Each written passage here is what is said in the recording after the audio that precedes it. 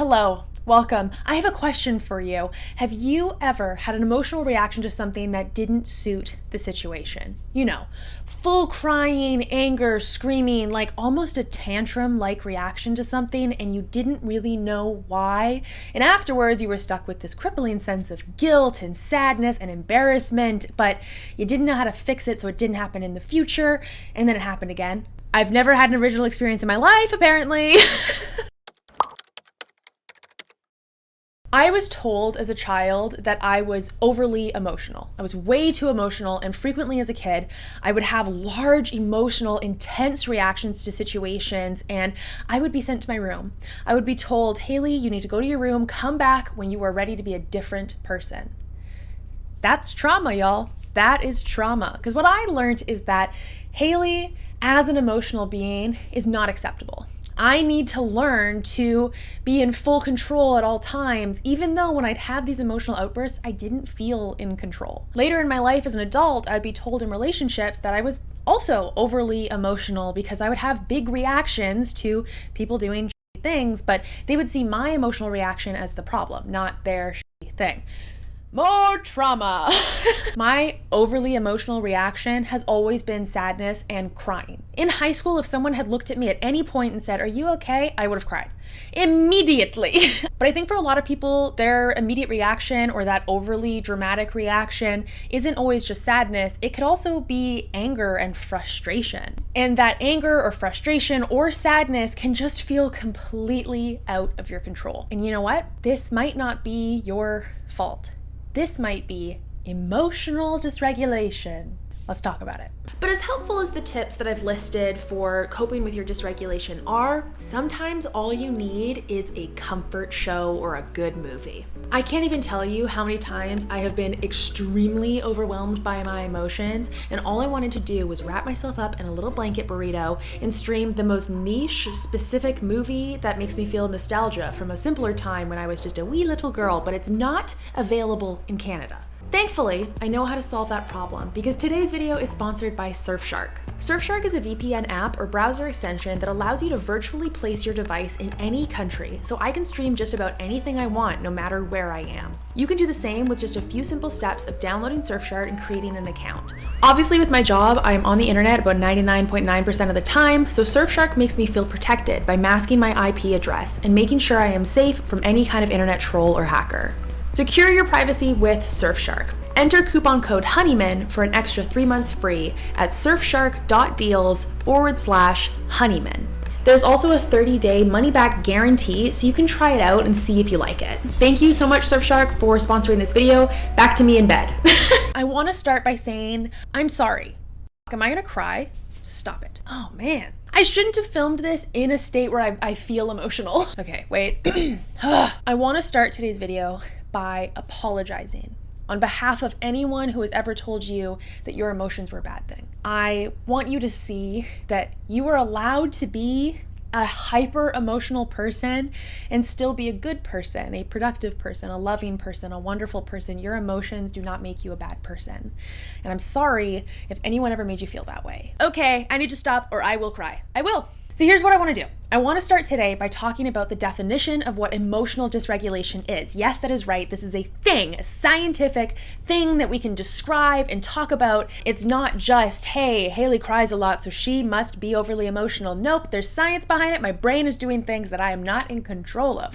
So here's the definition. The ADHD Center in the UK describes emotional dysregulation as, quote, a decreased ability to control emotional responses. This can result in emotional reactions that are disproportionate to the situation. People who have problems with emotional regulation may be seen to overreact in certain scenarios. Some are quick to anger, while others may be quick to cry. Me, I am quick to cry. Cut back to me almost crying 20 seconds ago. Am I gonna cry?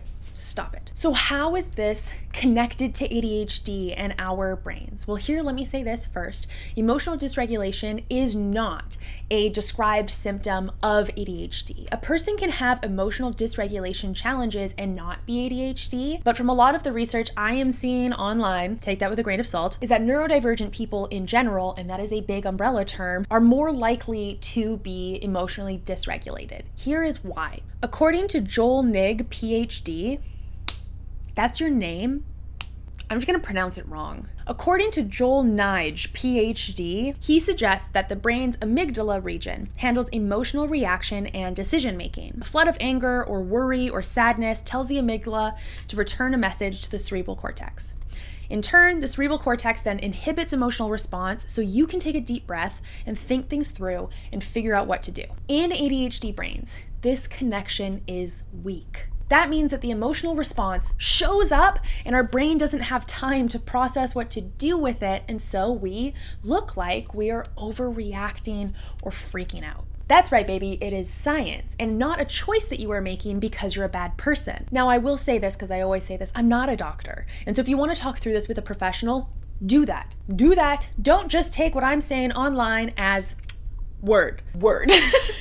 One of the worst emotionally dysregulated moments in my entire life was when I had traveled to Florida with some friends to go to Disney World. I was so excited. I love Disney World, the parks specifically. Am I a Disney adult? No, and I'll die on that hill. But I was traveling with this group. We were staying in a room all together with no doors separating us. We were all in the same space for a couple of days, and I had just traveled. On the way there, I lost my airport. It got returned, but I lost $500 while I was going there. I was super dysregulated, okay? Couple of days of that, and I was stressed out, I was pent up, I was dysregulated. At this time, I did not know I was autistic. I did not know that I had ADHD. And so I had all of these negative feelings, but nothing to do with it. And I did what I had been taught over and over again, which was shove it so far down that no one would know. And the result of that, if you didn't know, isn't good. That's actually not the best option for you. Who knew? Apparently therapists, and it was good that I went to one. But the peak of this emotional dysregulation showed up when we all went to a hot tub together, and a beautiful woman, I'm gay, came and sat down next to my partner at the time, and I had a reaction that was ugly. I had a reaction that was overly emotional, that did not suit the situation, and I freaked out. Not at her, not at him. I got up, removed myself, but was in full tantrum, full freaking out, crying. And looking back now, it takes a lot in me to not feel complete embarrassment of it. I did for a really long time, but now looking back at it, I just feel bad for that version of me that didn't know myself better. Because here are the things that I could have done to solve that emotional dysregulation. And here are the things that you can do to hopefully take care of your emotional dysregulation moving forward. So as we know, the reason emotional dysregulation becomes such a problem is because our brain is not communicating to one another properly, and we're not giving ourselves enough time or space to be able to decide what to do with the emotion. So we react. We just do the emotion. So if when I got completely flooded by all of these feelings and emotions and was ready to react, it was great that I removed myself from the scenario. That was good.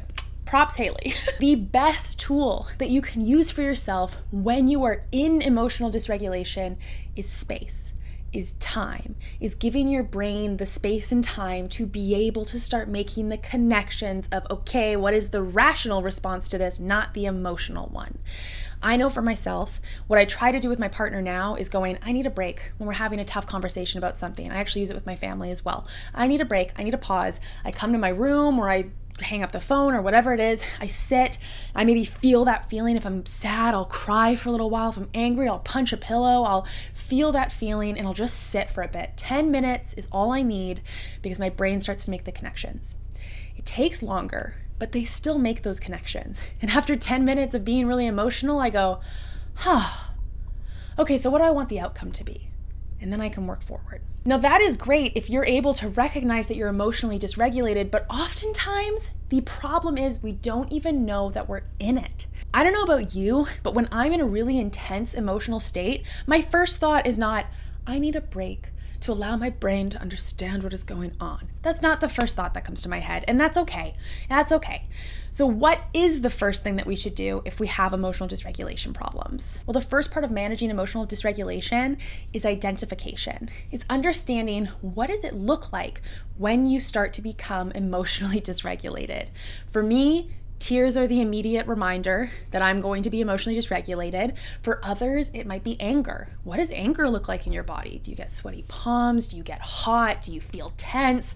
Or if it's sadness, like it is for me, I get a little sweaty. I get shaky as well, like to my core. And I honestly feel like I need to blurt everything out.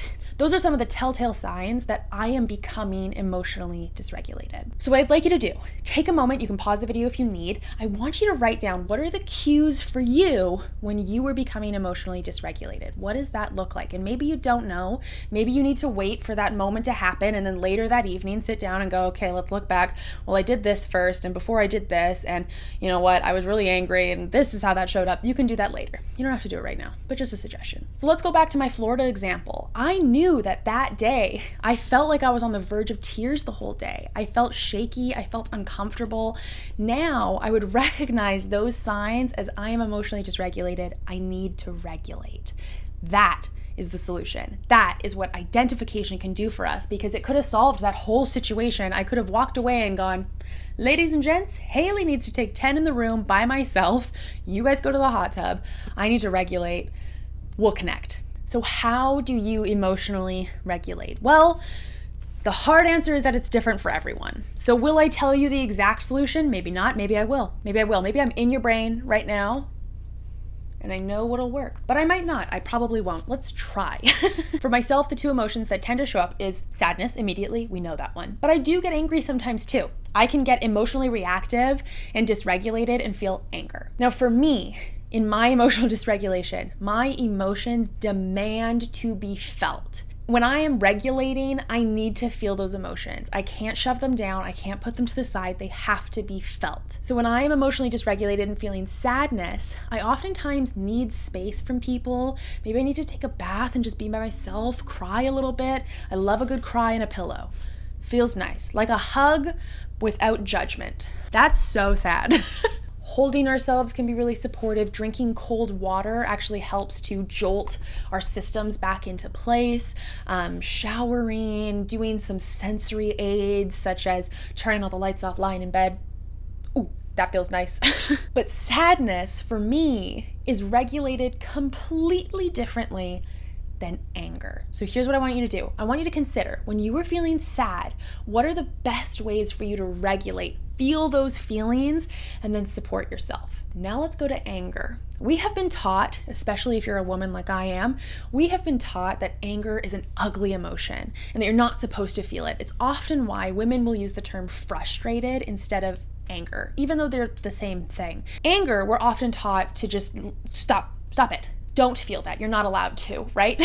When my anger demands to be felt, it demands to be felt. The two ways that I love to feel anger is punching, not people, don't do that, is pillows. I have a squishmallow in the other room that I punch the shit out of it.